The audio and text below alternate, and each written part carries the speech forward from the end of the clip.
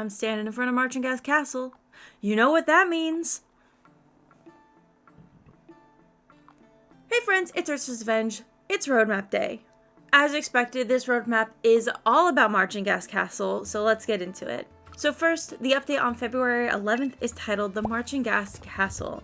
High above the Golden Hills, a silent castle watches. As Luciana probes the minds of Cape West Fishing Village, an ancient call stirs. Who will answer that call? Who will be the one to open the gates of the castle? I bet it's gonna be us! So on February 11th, we are getting the opening of Marchenghast Castle. We'll be able to do a quest with Luciana to kind of get some more information about it, which if you watched my update video yesterday, Luciana is tied into the story of Marchenghast Castle. If you remember from the Jorvik Gazette quest, I think it was like a couple years ago at this point. It was before the character model update, which surprised me. When a man is looking for a front page story, one of the ones you could choose is Luciana's telling of the Marchenghast Castle. So it makes sense that she would be pushing a little deeper to get some more information about the castle. The moment we've all been waiting for is coming next week, which is very exciting.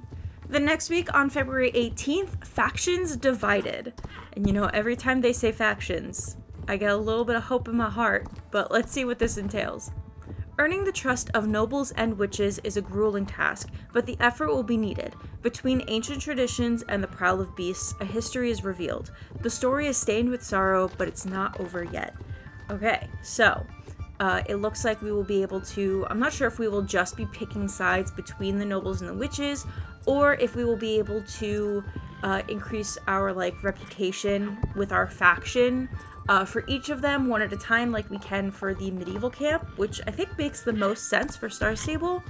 We will be able to basically, I'll say, level up with both a noble faction and a witches faction, and both of them seem like they will have different dailies. So that's very exciting. I can't wait to see. So I'm not going to get too deep into the spoilers because we only know what some of the models and what some of the clothing pieces will be called. But there is a set, or there's two sets that have no dates on them. And they do seem to be themed to nobles and witches. So I'm curious to know if there's kind of like a reputation shop that you can get with each of them. There's no price or release information about them, which also kind of lines up to the idea of it being reputation based. There wouldn't be an unlock date for those. But I'm thinking about how it's done in Hollowwoods, where the progression stone you can unlock having clothing available for sale. So I'm not sure if this is going to be a hybrid of the Path of Magic system and unlocking the nodes, or if it's going to be more similar to the jousting and picking your house faction in the medieval camp. We'll find out in 2 weeks. It's kind of crazy to say that that's in 2 weeks. It's also crazy to say that that is it for this next up in Jorvik. They've only given us the next 2 weeks because they are Marchenghast focused. Now, there's two theories and train of thoughts as to why they did this. The first one is just to keep us focused on Marchenghast Castle. This is a big deal. They don't want it to be divided attention between another event. They've been teasing this for a while. We've been really excited about this for a while. So on that side, I think it makes sense to just be hey, it's Marchenghast half month.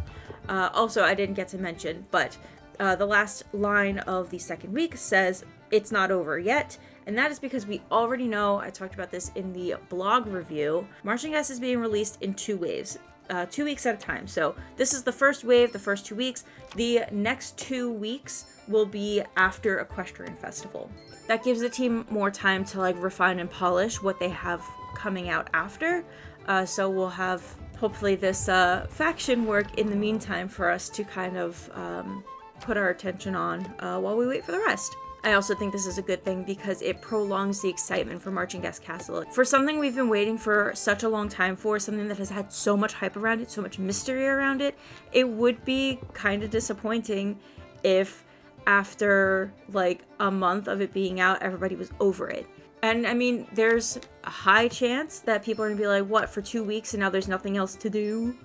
And yeah, you're gonna see that too, but I mean, I think that's just the way it kind of goes sometimes. Especially with this game, if you are not motivated to give yourself something to do, there's not going to be anything to do. So if you're the type of person who is very much you need something constantly new to stimulate your gameplay, Star Stable has not been that for a very long time, so I don't know if Star Stable was ever that, so I think our threshold for what we want out of updates has grown, to be honest, and there's nothing you can really do about that. I mean, it's just kind of a testament of the great work that they've done in the past, that we just want more and more and more of it, but it's not sustainable. Anyways, I'm getting a little too philosophical into this. But yeah, so there were only 2 updates this time around, I think just to keep us focused on Marchenghast.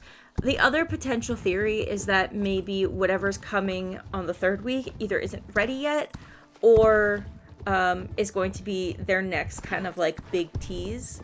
So like it could be something else that we're really excited about. I don't even want to speculate and say the wrong thing and get people's hopes up, but that's ultimately kind of like a combination of the 2. I think they just wanted us to focus on Marchenghast because it is a big deal, and then maybe whatever comes next, they just don't want to split our attention on whatever's coming next too. So we should just focus on Marchenghast, and in 2 or 3 weeks at this point, I'm not looking at a calendar, come February 19th, hopefully there will be another roadmap that will pretty much fill in the gap between now and the Equestrian Festival. I think that's correct. I'm pretty sure the Equestrian Festival was like end of March, early April last year.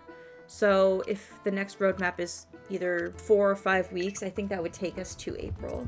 Anyways, that is it for this video. It's a short and sweet one. There really wasn't that much to talk about because it's only 2 weeks. Thank you so much for watching this video. If you enjoyed it, make sure to leave a like, subscribe, and turn on the notification bell so you never miss another video like this. I do try to cover every Wednesday update and more. In fact, I actually have another video coming out tomorrow that has been a week in the making. So stay tuned for that, and I'll see you all in the next video. Bye!